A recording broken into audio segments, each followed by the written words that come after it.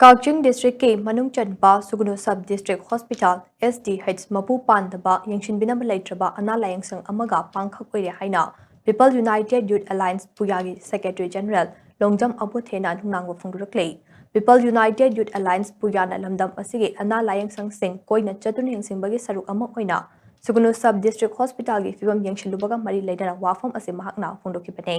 Magna Makatana High, Sugnu Sub District Hospital Asida Lefam Tokpak, Lai Matik Chana Lake Tabaka Natana, Stop the award per town Labana, Yamna, lying Balak the Baga Panka Koide, Sub District Hospital Assist Subnatagi Medical Officer Madi Kakna, Sindok Naduna Doctor Amana Pung Fugani Pangi duty, Puramba Tingrake, Komja is Nikulumdegi.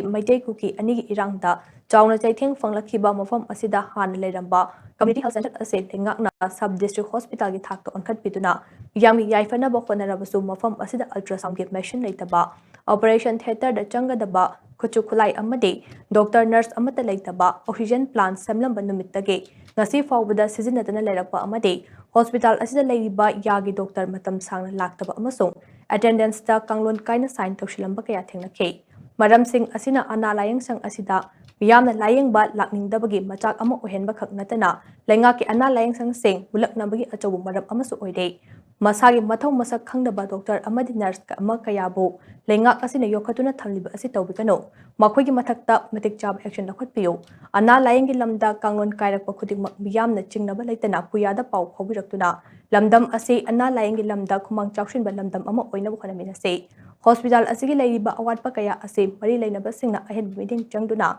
biyamna mayok nariba khudong chadba kaya asi ko khanbiyo haina pangna makha takhe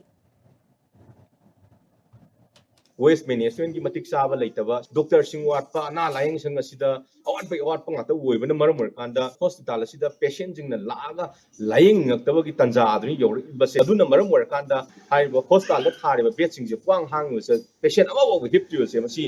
masi bu hip tana basili base ngasi gi laingak si yawe haiba se ai koi puya gi site gi chan thamjage maram di kai gino haimam tamda sida tharakpa doctor nurse staff sing se matam kuina lerem de wasat wanam toba Miyam ki khandaba doctor ki nurse ki ethics yawda thabak tawbadagi hospital se muthatpada government ki asop khut yawe habase puya ge mai kai thamjage miyam waraba khamting na lan ki hotspot ogi mafam asida akoina health ki khudong saba machama ultrasound machine ama wo khinbangam da habase akoi miyam bu thawoidaba ngai ngaki uraga mit usillaga taraga na mesalaga sathinanaba mathangi election mathangi kano da woina kok thadara kanda miyam ge awabada Miyang Sangda by Base, government, a chop, my teen and nobody massacre over can have a say, Nasi Puyana Tomzage,